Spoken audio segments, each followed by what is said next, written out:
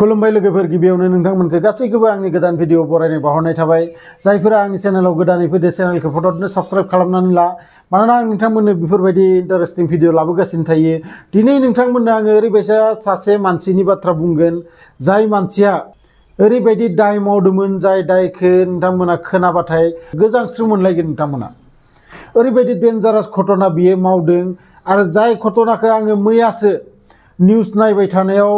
गुगलाव बे माने जाथायनि बाथ्राखौ मिथिनो मोनो आरो बे जाथाया ओरैबायदि माने बिनि जि महाराष्ट्रनि जाथाय बियो आरो बै मानसियाबो महाराष्ट्रनि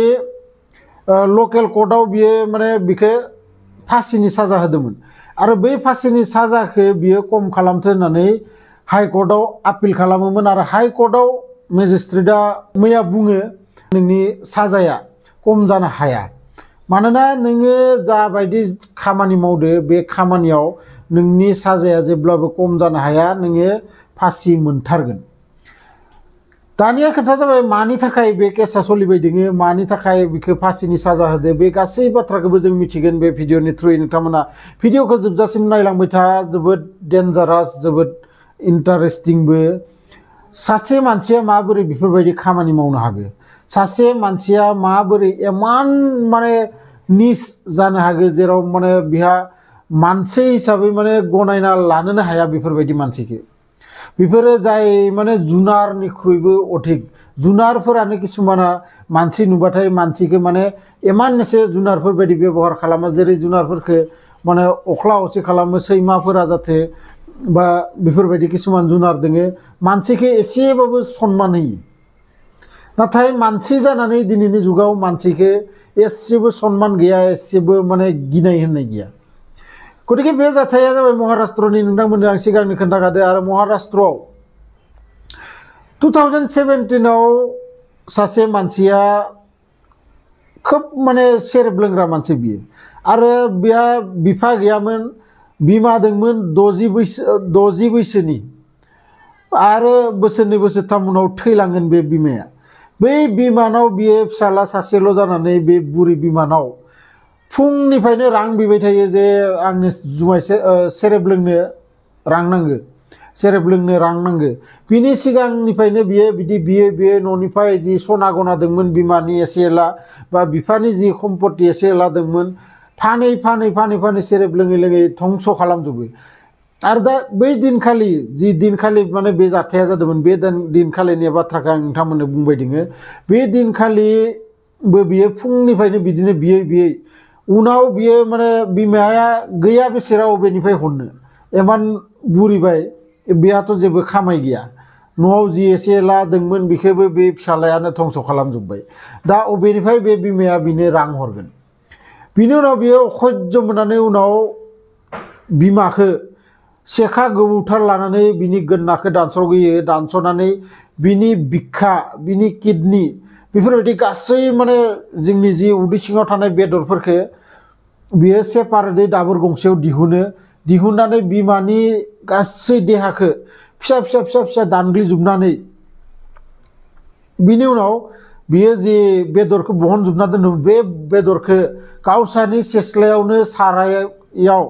बियो माने संख्रि आलु होनानै थाव होनानै एवनानै जायो आरो बे जाथायखौ नुनानै जि खाथि खालानि मानसिफोरा माने गिस्रोम मा खालामगोन मा मागोन बे मानसिना ना माने सोरबा पिक्कासो ना रायक्षसो ना बियो दानबसो बिदि साननानै सोरबा फट'नो माने गोसोआव फैयो जे नोंहा पुलिसनो फन हरनांगोन लोगो सोरबा पुलिसनो फन हरो आरो पुलिसा लोगो माने 5 मिनिट्सआव बे जायगायाव मोनफैनानै बिनि जि अबस्था नोंथांमोना खोनानानै आसरित मोनगोन बिनि मोदोमाव थै लाला लेलि बै बिमाखौ दाननाय मोखांफोराव थै माने सिद्रिजोबनाय बिनि उनाव पुलिसा बिखौ एरेस्ट खालामना लाङो आरो सप्तासेनि गेजेरावनो बिखौ बै लकेल कर्टआव हाजिर खालामनानै बिखौ माने फासिनि साजा होयोमोन आरो 2017 निफ्रायनो जेब्ला बिखौ फासिनि साजा होयो बिनि उनाव जोंनि इन्डियायावथ' नोंथांमोना मिथिगो लकेल कर्टआव जायाखैबाथाय हाइ कर्ट जायाबाथाय सुप्रिम कर्ट बेफोरबायदि माने कर्टआव नोंथाङा आपिल खालामबायानो थानो हागोन दा बिथाङाबो बिदिनो मावो हाइकर्टआव बिथाङा आपिल खालामोमोन जे गावनि साजाखौ खम खालामथो होननानै नाथाय मैया बै 1 अक्ट'बर खालि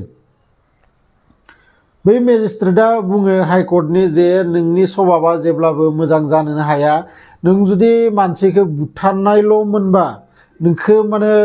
एसे निमाहा होनो हागौमोन नाथाय नोङो बै मानसिखौ बुथारदो आरो लोगोसे बिनि बेदरखौबो नोङो दानग्लिजोबनानै जादो सारायाव एवनानै जादो बिनि उनाव नोंनि सभाबा माबोरै मोजां जागोन आरो बिबो गुबुन मानसि नङा निजिनि बिमाखौनो गतिके भाबिना नाय नोंथांमोन माबायदि जुगाव जोङो दावगागासिनो दोङो माबायदि जुगालागि जोङो आगबारायगासिनो दोङो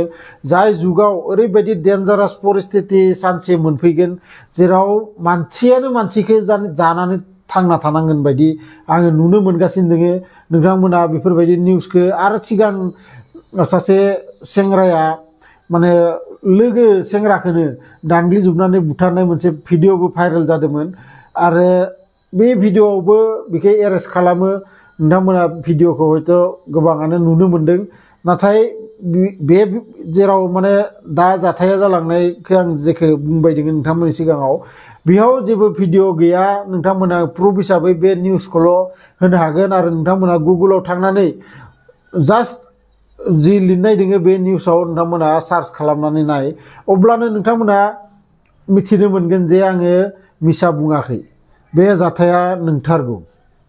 जायखिजाया भिडिअखौ मोजां मोनदोंबाथाय लाइक शेयार कमेन्ट्स खालाम आरो लोगोसे जायफोरा गोदानै आंनि चेनेलाव फैदो चेनेलखौ साबस्क्राइब खालामना लाबानो जाबाय मानोना बेफोरबायदि भिडिअ आङो नोंथांमोननि थाखाय लाबोगासिनो थायो लोगो मोनगोन बिदिनो मोनसे इन्टारेस्टिं भिडिअ लानानै नेक्स्ट भिडिअआव गोजोन्थों।